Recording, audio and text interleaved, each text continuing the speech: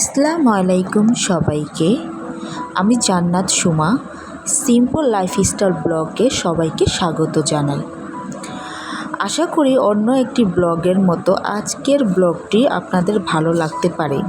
সকালে ব্রেকফাস্ট করে কাজে ব্যস্ত হয়ে পড়লাম। দুই ঘরের বেডশিটটা চেঞ্জ করলাম। পুরান বেডশিট চেঞ্জ করে নতুন বেডশিট বিছানায় বিছালাম। আমার ঘরে বাচ্চা আছে যেহেতু তার জন্য আমার বিছানা প্রায় তাড়াতাড়ি চেঞ্জ করতে হয়, তা না হলে আমার আবার ভালো লাগে না। এই জন্য সপ্তাহখানেক না যেতেই আমি আমার বেডশিটটা চেঞ্জ করে ফেলি। আমার এই মেশিনটা অনেক পুরানো, ধরতে গেলে আমার বিয়ের আগের। এটাকে আমি খুব যত্ন করে রাখি। আমাদের ঘরে নতুন এবং পুরান যে কোনো জিনিসই হোক, যত্নের মাধ্যমে সেটা অনেক দিন লাস্টিং এবং নতুনত্ব ফুটে ওঠে।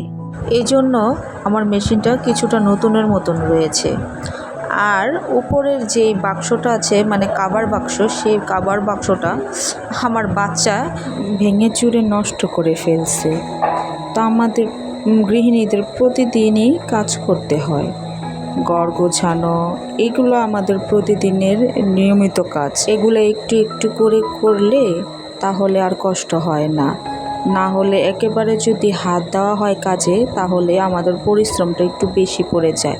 তাই জন্য আমাদের প্রতিটি কোণায় ধাপে ধাপে পরিষ্কার করে ফেললে তাহলে আমাদের আর সমস্যা হয় না, আমাদের ঘরটাও ক্লিন থাকে। এই যে দেখতে পাচ্ছেন আমার আম্মু, সে আমাদের বাসায় আসছে। ছোটোবেলা থেকে আমাকে হাতে ধরে খাওয়িয়ে দিত। তো এখন বলতেছে, আয় সকালে নাস্তা না খেয়ে কাজে লেগে পড়ছস, আয় তোকে খাওয়িয়ে দিই।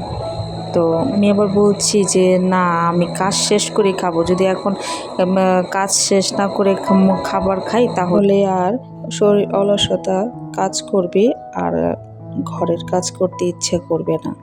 এই তো সারাদিন পরিশ্রম করার পর ঘরের লুকটা দেখতে কেমন হয়েছে প্রতিটি কোণায় কোণায় দেখিয়ে দিচ্ছি।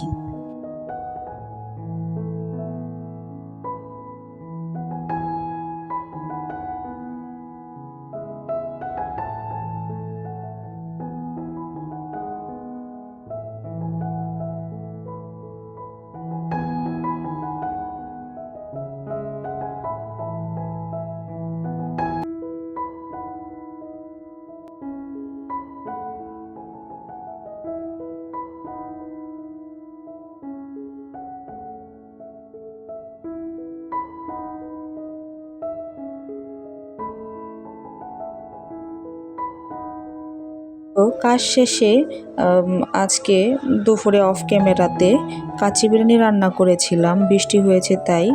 তো সেটার শেয়ার করলাম না।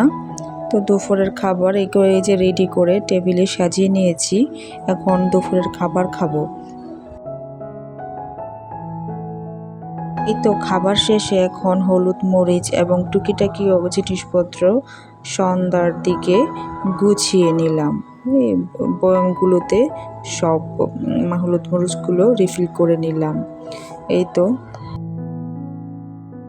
আমার আজকের ভিডিও দেখতে দেখতে যদি ভিডিওর কোনো অংশ ভালো লেগে থাকে তাহলে আমার ভিডিওতে একটি লাইক দিয়ে দিবেন। আর আজকের মতো ভিডিওটি এখানেই শেষ করলাম। সবাইকে আল্লাহ হাফেজ। আসসালামু আলাইকুম।